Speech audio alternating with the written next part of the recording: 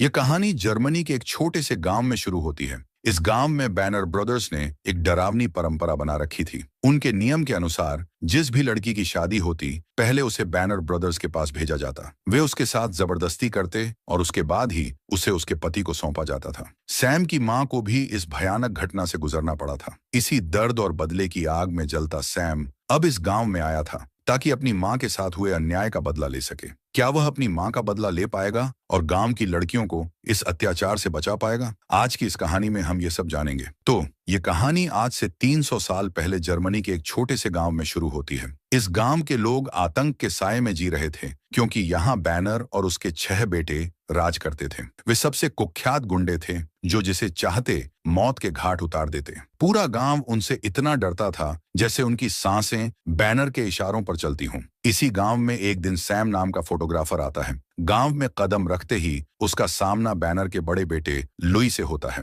Louis उसे धमकाते हुए कहता है, अगर तुम्हें गांव में रहना है तो हमें रिश्वत देनी होगी। सैम शांति से उसे एक पोटली देता है जिसमें सोने के सिक्के होते हैं। वह लुई से कहता है, मुझे यहाँ 6 महीने तक रुकना है जब तक सर्दियां खत्म नहीं हो जाती। लुई सिक्के देखकर ठहाका लगाता है और कहता है, अब तुम्हें हर महीने हमें ऐसे ही एक पोटली देनी होगी। सैम उसकी शर्त मान लेता है और कहता है कि वह घाटियों की तस्वीरें खींचने आया है। लुई शकभरी नजरों से सैम की बातें सुनता है और उसका सामान जांचने लगता है। इसी बीच लुई का सबसे छोटा भाई फ्रेंच सिक्कों को लेकर अपने पिता बैनर के पास जाता है। बैनर सिक्कों को गौर से देखता है और आदेश देता है कि सैम को गांव में रहने दिया जाए। इसके बाद बैनर के बेटे सैम को गांव में एक पुराना घर देते हैं जहां पहले से ही एक बूढ़ी औरत मारिया और उसकी बेटी पौला रहती थी। बैनर के बेटे उन्हें धमकाते हुए कहते हैं, अब से यह तुम्हारा मेहमान है, इसका अच्छे से ख्याल रखना। अगर इसे कुछ हुआ तो हम तुम दोनों को जिंदा नहीं छोड़ेंगे। बैनर और उसके बेटे वहां से चले जाते हैं, लेकिन पौला सैम के आने से बिल्कुल भी खुश नहीं होती। गुस्से में भरी वह सैम का सामान उठाकर ऊपर के कमरे में फेंक देती है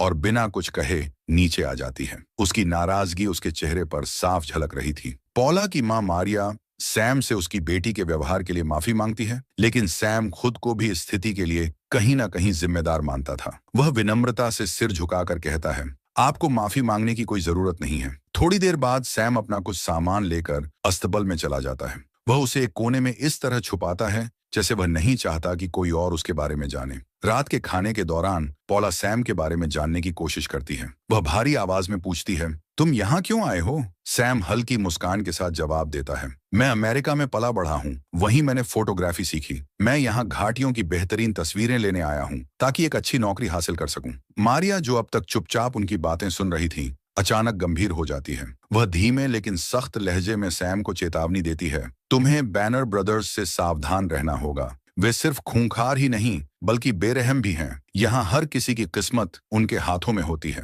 रात को सोने से पहले सैम अपनी जेब से एक लॉकेट निकालता है। लॉकेट खोलते ही उसकी मां की तस्वीर सामने आ जाती है। उसकी आंखों में हल्का सा दर्द उभर आता है और उसके चेहरे के हाव भाव से साफ झलकता है कि उसका इस गांव से कोई पुराना रिश्ता है। तभी अचानक उसे अस्तबल में किसी के जाने की हल्की आहट सुनाई देती है। जैसे ही वह खिड़की से झांकता है तो देखता है कि पौला वहां लुकास नाम के एक युवक से मिल रही है। बातचीत के दौरान पता चलता है कि वे दोनों एक दूसरे से बहुत प्यार करते हैं और जल्दी ही शादी करने वाले हैं। सैम ये सब चुपचाप देखता रहता है और फिर वापस लेट जाता है। अगली सुबह पौला फिर से सैम से मिलने आती है। बातचीत के दौरान वह उसके परिवार के बारे में पूछती है। सैम जवाब देता है, मेरे पिता की मृत्यु बहुत पहले हो गई थी। अब मेरे परिवार में सिर्फ मेरी माँ है। इसके बाद वे दोनों बाजार में कुछ सामान लेने के लिए निकल जाते हैं। जिस दुकान से वे सामान खरीद रहे होते हैं वहीं बैनर ब्रदर्स भी मौजूद थे। सैम वहां से घोड़े की नाल की कील खरीदता है और दुकान से बाहर निकलने ही वाला होता है कि तभी ह्यूबर्ट बैनर उसका रास्ता रोक लेता है। ह्यूबर्ट जबरदस्ती सैम को शराब पिलाने की कोशिश करता है,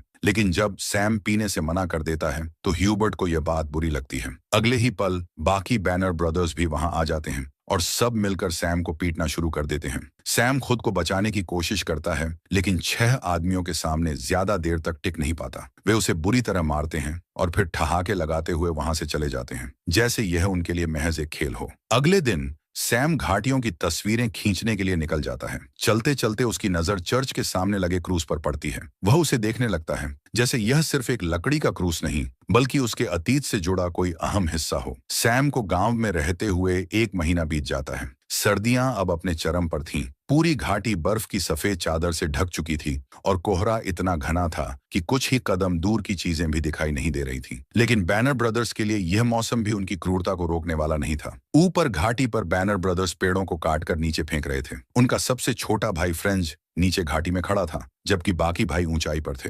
अचानक एक बड़ा पेड़ घाटी के बीच में जाकर अटक जाता है। फ्रेंच उसे देखने के लिए आगे बढ़ता है, लेकिन तभी एक अजीब घटना घटती है। अचानक वह पेड़ कोहरे को चीरते हुए नीचे गिरने लगता है। फ्रेंच कुछ समझ पाता उससे पहले ही वह पेड़ के नीचे आ जाता है और मौके पर ही दम तोड़ देता है। ऊपर खड़े बैनर ब्रदर्स को कुछ भी साफ दिखाई नहीं देता, क्योंकि कोहरा बहुत घना था। यह हादसा एक दुर्घटना जैसा लग रहा था। वे सभी बस खड़े होकर नीचे देखने की कोशिश करते रहे, लेकिन किसी को समझ नहीं आया कि आखिर हुआ क्या था। रात को गांव का पादरी आता है, जो बैनर ब्रदर्स का बेहद करीबी था। वह चर्च की परंपराओं के अनुसार फ्रेंच की आत्मा की शांति के लिए प्रार्थना करता है, लेकिन गांव के बाकी लोग चुप थे। न किसी की आंखों में आंसू थे, न कोई दुख जाहिर कर रहा था। अगले दिन लुकास के माता पिता पौला के घर आते हैं। वे पौला और लुकास के रिश्ते की बात आगे बढ़ाने के लिए आए थे, लेकिन जैसे ही पौला यह सुनती है, वह खुश होने के बजाय अचानक दुखी होकर वहां से चली जाती है। लुकास उसके पीछे जाता है और उसे समझाने की कोशिश करता है, लेकिन पौला का गुस्सा फूट पड़ता है। वह चीखते हुए कहती है, मैं बैनर ब्रदर्स के पास नहीं जाऊंगी। दरअसल गांव में बैनर ब्रदर्स ने एक भयानक परंपरा बना रखी थी। इसके अनुसार जिस भी लड़की की शादी होती, पहले उसे बैनर ब्रदर्स के साथ रात बितानी पड़ती थी। सभी भाई मिलकर उसकी इज्जत कुचलते और उसके बाद ही उसे उसके परिवार को सौंपा जाता था। यही वजह थी कि पौला इस रिश्ते से डर रही थी। इसके बाद हम ऑटो बैनर को जंगल में शिकार करते हुए देखते हैं। वह एक हिरण का पीछा कर रहा था, लेकिन जैसे ही वह आगे बढ़ता है, अचानक एक लकड़ी उसके चेहरे पर जोर से लगती है। उस लकड़ी में घोड़े की नाल की कीलें लगी हुई थीं, जो सीधा उसकी आंखों में घुस जाती हैं। दर्द के मारे ओनाटो जोर से चीख उठाता है, लेकिन उसे कुछ दिखाई नहीं देता। घबराहट में लड़खड़ाते हुए वह एक पहाड़ी से नीचे झील में गिर जाता है और मौके पर ही उसकी मौत हो जाती है। दूसरी तरफ बैनर ब्रदर्स अपने भाई ओनेंटो को ढूंढने के लिए जंगल में निकलते हैं। उन्हें अंदाजा नहीं था कि उनके परिवार पर किसी ने वार करना शुरू कर दिया है। इसी दौरान सैम पौला से मिलने आता है। वह उसे चेतावनी देता है, तुम्हें बैनर ब्रदर्स से सावधान रहना होगा। इसके बाद सैम कुछ खाना लेकर जंगल की तरफ निकल जाता है, लेकिन इस बार वह अस्तबल से अपनी दुनाली बंदूक भी साथ ले जाता है। उसकी आंखों में अब एक अजीब सी चमक थी, जैसे वह किसी योजना पर काम कर रहा हो। शाम को बैनर ब्रदर्स को ऑन्टो की लाश मिल जाती है। उनका गुस्सा शांतवे आसमान पर था। जब वे ऑन्टो की बॉडी को गौर से देखते हैं, तो उन्हें उसकी आंखों के अंदर घुसी हुई वही घोड़े की नाल की कीलें मिलती हैं। बस अब उन्हें सब समझ आ गया था। इसे मारने वाला कोई और नहीं, बल्कि सैम था। चारों भाई गुस्से में उबल रहे थे। वे भेड़ियों की तरह सैम को ढूंढने के लिए पौला के घर में घुस आते हैं, लेकिन सैम तो पहले ही जंगल में जा चुका था। अब कोई भी इस सच्चाई से अनजान नहीं था। सैम वह नहीं था जो दिख रहा था। वह इस गांव में सिर्फ तस्वीरें खींचने नहीं आया था, बल्कि बैनर ब्रदर्स की तस्वीरों पर हार चढ़ाने आया था। कुछ दिन बीत जाते हैं और फिर लुकास और पौला की शादी का दिन आ जाता है। पूरा गांव चर्च में इकट्ठा था, लेकिन पौला की आंखों में खुशी की जगह गहरा डर और उदासी थी। वह जानती थी कि शादी के बाद उसे उस भयानक परंपरा से गुजरना होगा, जिसका बैनर ब्रदर्स बेसब्री से इंतजार कर रहे थे। चर्च के बाहर सैम खड़ा था। जैसे ही शादी खत्म होती है और बैनर ब्रदर्स चर्च से बाहर निकलते हैं, सैम तुरंत चर्च के अंदर चला जाता है। वह सीधा पादरी के पास जाता है और कहता है, मुझे कन्फेशन करना है। पादरी यह सुनकर थोड़ा असमंजस में पड़ जाता है, लेकिन सैम की गंभीर आवाज सुनकर उसे बैठने का इशारा करता है। सैम बोलता है, मैं तुम्हें 2 हत्याओं के बारे में बताना चाहता हूँ। मैंने ही दोनों बैनर ब्रदर्स को मारा है। यह सुनते ही पादरी का चेहरा सफेद पड़ जाता है। सैम उसकी घबराहट को अनदेखा करते हुए अपना लॉकेट निकालकर उसके सामने रख देता है। पादरी कांपते हाथों से उसे उठाता है, लेकिन जैसे ही वह लॉकेट खोलता है और उसमें सैम की मां की तस्वीर देखता है, अतीत की यादें उसकी आंखों के सामने घूमने लगती हैं। सालों पहले इसी चर्च में पादरी और बैनर ब्रदर्स ने मिलकर एक घिनौना अपराध किया था। सैम की मां की शादी के बाद उसके पिता ने उसे बैनर ब्रदर्स के पास भेजने से इनकार कर दिया था। यह उनके नियमों के खिलाफ था और बैनर ब्रदर्स ने इसे अपनी तौहीन समझा। उन्होंने सैम के पिता को पकड़ लिया और सबके सामने सूली पर लटका दिया। और उसी रात पादरी ने खुद बैनर ब्रदर्स के साथ मिलकर सैम की मां के साथ गलत किया। लेकिन जब बैनर ब्रदर्स सैम की मां को मारने जा रहे थे, वह घोड़े पर सवार होकर वहां से भाग निकली थी। पादरी ने भी इस पाप में उनका साथ दिया था। अब वह हांफते हुए लॉकेट को गिरा देता है और सैम को देखने लगता है। सैम की आंखों में गुस्सा और बदले की आग थी। पादरी कांपती आवाज में कुछ कहने ही वाला था कि सैम ने अपनी बंदूक निकाली और सीधा उसे गोली मार दी। शादी की रात पूरे गांव में जश्न का माहौल था, लेकिन पौला की आंखों में खुशी नहीं, सिर्फ डर था। तभी बैनर ब्रदर्स वहां आ धमकते हैं। वे पॉला और लुकास के पास आते हैं और जबरदस्ती पॉला का हाथ पकड़कर उसे डांस करने के लिए घसीटने लगते हैं। पॉला की आंखों से आंसू बहने लगते हैं, लेकिन कोई भी उसकी मदद करने की हिम्मत नहीं करता। जब लुकास अपनी मंगेतर को बचाने के लिए आगे बढ़ता है तो बैनर ब्रदर्स उसे बुरी तरह पीट देते हैं। पॉला चीखती रही, गिड़गिड़ाती रही, लेकिन चारों भाई शैतान की तरह उस पर हंसते रहे। फिर वे उसे जबरदस्ती पकड़कर अपने साथ ले जाने लगते हैं। जंगल के रास्ते में उन्हें सैम मिलता है। उसके हाथ में बंदूक थी और उसकी आंखों में ऐसी आग थी जो किसी को भी राख कर सकती थी। सैम ने सीधा बंदूक लुइस बैनर के माथे पर तान दी और कहा, पॉला को छोड़ दो। लुइस के पास कोई और चारा नहीं था। उसने पॉला को छोड़ दिया और वह रोती हुई भागकर सैम के पीछे आ गई। सैम ने अपनी बंदूक नीचे नहीं की। उसने चारों भाइयों की आंखों में देखा और कहा, अगर तुम सच में मर्द हो तो कल सुबह जंगल में आना, हम वहीं फैसला करेंगे। बैनर ब्रदर्स उसकी चुनौती को स्वीकार कर लेते हैं। सैम ने पॉला को वापस लुकास के पास छोड़ दिया और बिना कुछ कहे अंधेरे में गायब हो गया। दूसरी ओर बैनर ब्रदर्स रात को अपनी बंदूकें साफ करने लगते हैं। इसी बीच सैम गांव के एक बूढ़े दंपति के घर पहुंचता है। जैसे ही उन्होंने दरवाजा खोला, उनके चेहरे का रंग उड़ गया। सैम ने चुपचाप सोने के सिक्कों से भरी थैली निकाली और उन्हें खाने के लिए कहा। बूढ़े कांपते हुए सिक्कों को देखते रहे और उनकी आंखों में गहरी शर्म झलक उठी। दरअसल यही वे लोग थे जिन्होंने लालच में आकर बैनर ब्रदर्स की मदद की थी। सैम उनकी उम्र का लिहाज करके उन्हें माफ कर देता है। घने जंगल में सुबह का सूरज अभी पूरी तरह निकला भी नहीं था, लेकिन बैनर ब्रदर्स के अंदर बदले की आग जल रही थी। वे अपने घोड़ों पर सवार होकर बंदूकें लहराते हुए जंगल में दाखिल हुए।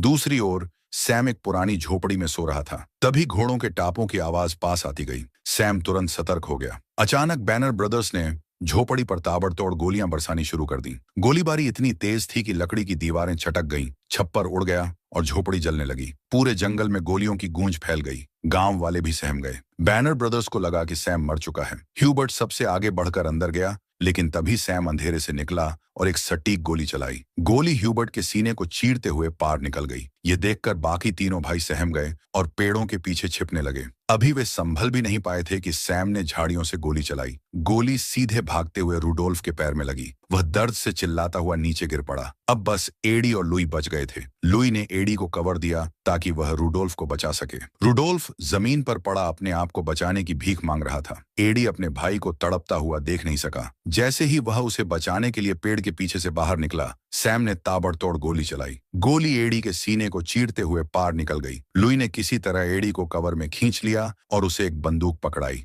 और कहा, हम दोनों मिलकर हमला करेंगे, उसे मार गिराएंगे। लुई बोला, लेकिन सैम पहले ही अपनी जगह बदल चुका था। जैसे ही एडी ने बंदूक उठाई, सैम की गोली ने उसके माथे को चीर दिया। वो वहीं गिर पड़ा। अब बस लुई बचा था। लुई ने पूरी ताकत से गोलियां दागनी शुरू की, लेकिन सैम की नजरें बाज जैसी तेज थीं। एक आखिरी गोली चली और लुई की कहानी भी खत्म हो गई। बैनर ब्रदर्स का अंत हो चुका था, लेकिन यह लड़ाई अभी खत्म नहीं हुई थी। अब बैनर ब्रदर्स के पिता की बारी थी। सैम सीधा बैनर के घर की ओर बढ़ गया, लेकिन उसे अंदाजा नहीं था कि बैनर ब्रदर्स के अलावा भी कोई और उसका इंतजार कर रहा है। जैसे ही सैम घर तक पहुंचा, एक विशालकाय आदमी हथौड़ा लेकर सामने आ गया। वह बैनर ब्रदर्स का 7वां भाई था। अब तक वह छुपा हुआ था। ब्लैकस्मिथ ने लोहे के हथियार से सैम पर ताबड़तोड़ हमला कर दिया। सैम ने बचने की कोशिश की, लेकिन ब्लैकस्मिथ की ताकत बहुत ज्यादा थी। सैम बुरी तरह घायल होकर जमीन पर गिर पड़ा। अब ब्लैकस्मिथ उसकी हत्या करने ही वाला था कि अचानक एक गोली चली। ब्लैकस्मिथ वहीं ढेर हो गया। लुकास ने सही समय पर आकर सैम की जान बचा ली थी। गहरी सांसें लेते हुए सैम अब अपने आखिरी दुश्मन से मिलने के लिए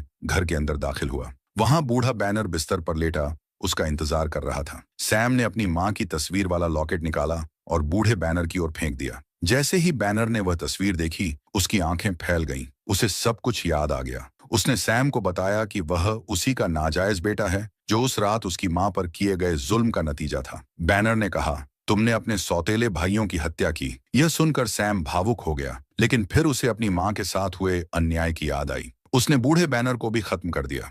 सैम 3 हफ्तों तक अपने जख्मों से उभरता रहा, लेकिन गांव में बैनर के कुछ रिश्तेदार थे जो उसे सजा देने की मांग कर रहे थे, पर वे लड़ने के लिए बहुत कमजोर और बूढ़े थे। सैम यह देख समझ गया कि यह गांव एक बर्बाद समाज का हिस्सा है, इसलिए उसने बिना कुछ कहे हमेशा के लिए वहां से जाने का फैसला कर लिया। इसी के साथ यह कहानी खत्म होती है।